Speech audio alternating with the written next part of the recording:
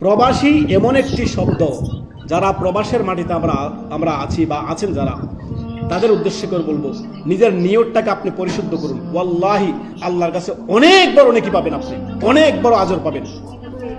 আল্লাহ রব্বুল আলামিন বলেছেন, আপনি যখন আপনার বাবা মা স্ত্রী পুত্র ছেলে মেয়েদেরকে আপনি ভরণ পোষণ দিচ্ছেন, তাদের জন্য আপনি এই দূর প্রবাসে পড়ে আছেন সমস্ত ত্যাগ দিয়ে, এখানে আপনি নিয়তটাকে একটু আপনার ইসলাহ করেন।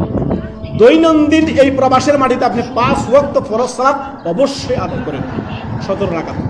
তারপরে সুন্নত নফল মুস্তাহাব দিয়ে আপনি এই কাজের ফাঁকে ফাঁকে আপনি এগিয়ে যান দ্রুত পিছিয়ে দিকে, ওয়াসারিউ ইলা মাগফিরাতিম মির রাব্বিকুম ওয়া জান্নাত, ওই রবের জান্নাতের দিকে, রবের ক্ষমার দিকে, আল্লাহর মার্জনার দিকে।